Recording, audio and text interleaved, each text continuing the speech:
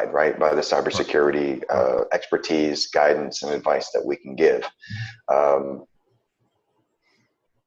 Whether that's in the healthcare sector, whether that's the public sector, like again, school districts, municipalities, or private sector, oil and gas, whatever, right?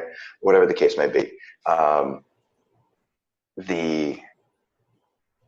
The planning that's gone into that, and the market research, the second time around was much more well developed than the shotgun approach the first time. So, but you learn by experience, right? I mean, you go through the different stages and phases as a business owner. A lot of us, I think, and you were asking why small businesses fail. Well, it's because a lot of us, we have this idea, this concept, and we're like, man, this is great. This is wonderful. We're going to change the world. Yeah. And then it doesn't have quite the effect that you were looking for. Sure. Right.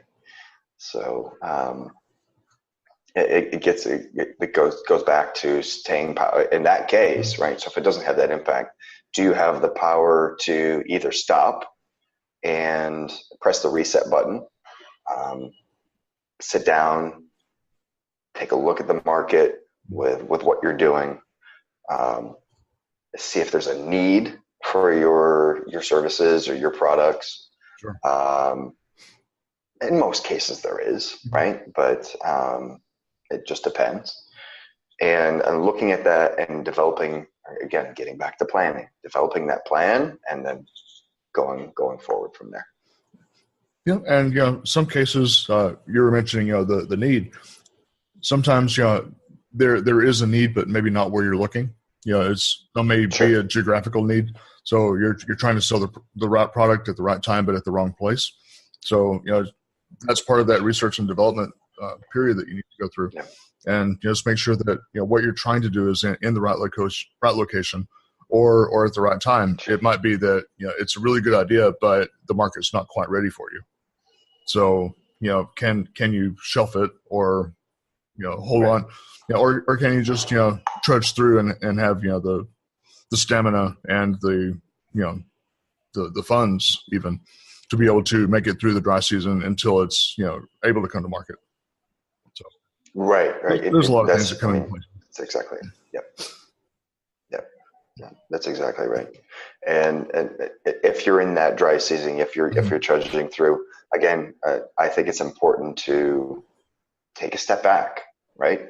Look at what you're currently doing. Okay, well, why isn't this working? Is it my approach? Is it the wrong geographic location? Right. Is it the wrong demographic?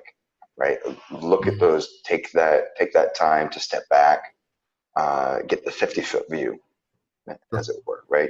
And look at what you're doing and reevaluate. So again, getting back to my personal experience, where I personally started with my business initially was in the healthcare space, right? I saw all the breaches in the medical field, all the ransomware attacks. I mean, there was a case, I think it was 2016, where an entire healthcare system was shut down, right, due to a ransomware attack. Right. And that happened a multitude of times. Like, okay, well, this is a perfect market. I have the expertise. I've got the knowledge. I can go to this sector and really help them. Well, you can. It takes time before you can get to that level where you're having that impact. And so gradually over the next couple of years, again, as a single business owner, I started making that impact. First with a small practice here, small practice there, and then a mid-sized hospital there, and so forth. But looking at, okay, well, there's more sectors that can be served. There's a very underserved market when it comes to school districts and municipalities. Let's look at the market there. Let's focus on that and see what kind of impact we can have there. And so recently, within the last, I would say 6 months, forming the new company, the new corporation, we've had a tremendous impact in that sector. So we're really pushing hard on that. Excellent. So what would you say, Natan, would be your greatest strength?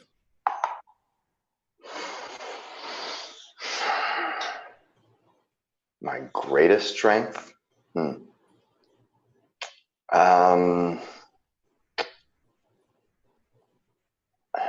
From a very personal place, I would say it's genuinely caring, right? So a lot of people will say, "Oh yeah, well, yeah, we really care about you, and we're going to take care of you," and it's all fluff, it's all BS, right? Where I come from is a place of look, I've been personally impacted. I've had my identity stolen. It sucks. It's a nightmare. So if I can help you, help your customers, or help the people you're serving, protect that and stop that from happening, then I'm going to come from a place of I really care about this. Again, I think that's why I'm so passionate about it, because it's had a personal effect on me, right? Sure. So I would say that it's the fact that I really do care about this, and I'm not here to blow smoke up, your six, right? That's not what I'm about. So. Good deal. The flip side of that is, what would you say your greatest weakness is then?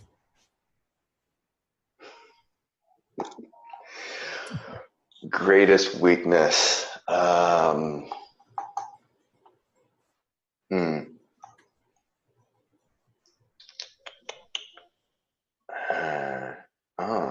It's not that I don't have weak points. I definitely do. It's just deciding which one I would consider to be my Achilles heel, right? Oh boy. Greatest weakness.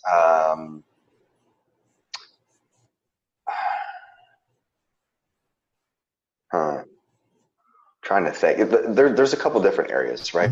Right. So one is making it too personal, caring too much, getting very personally invested.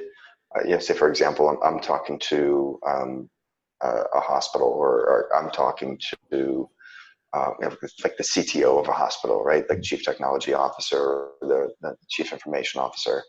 Or if I'm talking to, we'll say a small practice dentist, right, for example,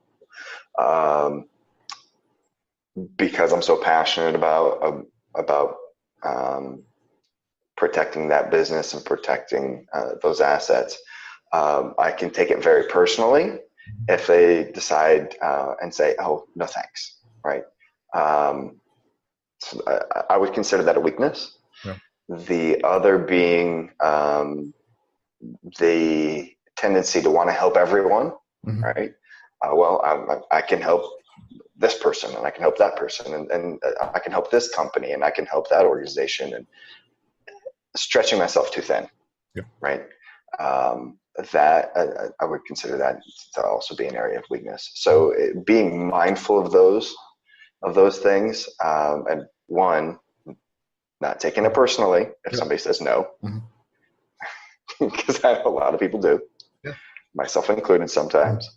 And two, having the support structure and systems in place to be able to be involved in multiple projects at the same time. I think that's how you, at least how I counterbalance those weak points. Yeah, good answer, my friend. So people brainstorm and get ideas in different scenarios, different environments. Some people go outside and get their ideas. Some people special favorite room in the house or favorite chair, what have you. What's the place do you go to do your brainstorming and get your ideas?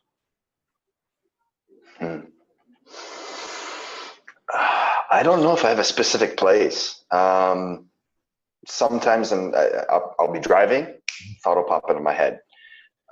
Sometimes it'll be late at night, and I'll get an idea that just hits me.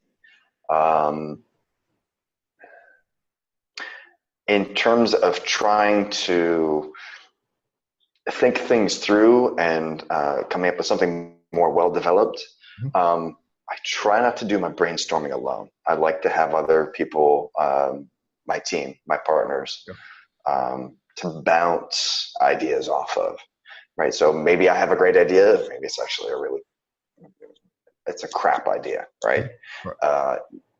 So having that feedback and somebody to bounce ideas off of, I think is invaluable. It's absolutely invaluable. Absolutely. I think as business owners, we all get those flashes of insight, right? We've got this great idea that just comes to us. It just pops into our head at different moments, and just going about our daily routine. But having a specific place to brainstorm,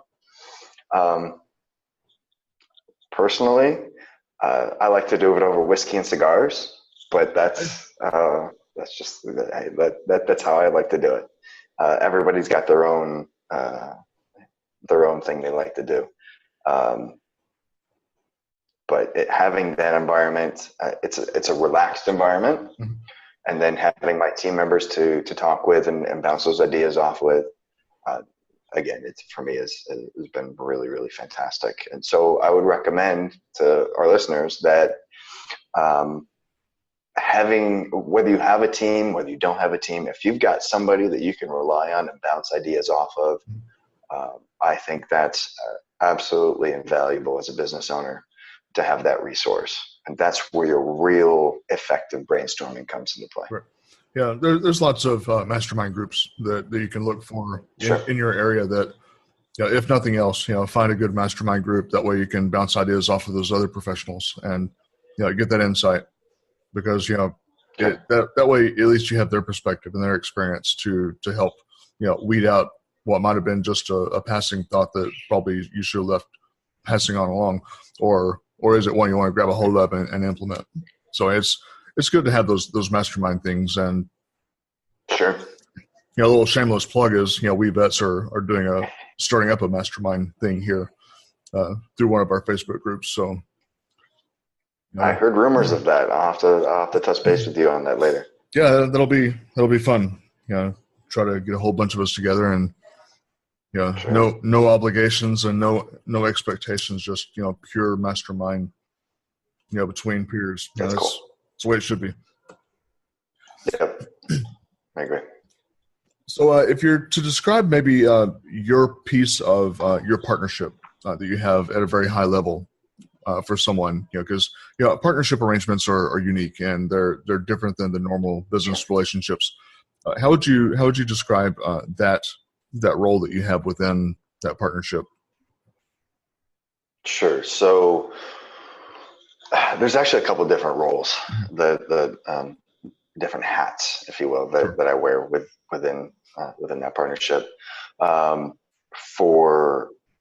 me, it's the cybersecurity piece. It's staying abreast of the latest threats, knowing what the best software is to use, what's the best solution. So that way I can, after I've done like a risk assessment, I can make recommendations to my clients, to our clients, I should say, right? I can recommend a specific software that I know is going to be an effective solution for what they need. So I would say it's research, right? Security research would be one of the hats I wear. The other piece is education. Educating clients on the risks they face from the criminal sector. And the other piece is compliance, right? So there's so many different types of compliance that are out there in the U.S., whether that's with healthcare, that's HIPAA, with financial, you're talking FINRA, GLBA. There's also SOX, there's PCI, right? So there's so many different pieces of that. And so the other hat I wear is being very well versed in compliance. Little shameless plug, I'm actually a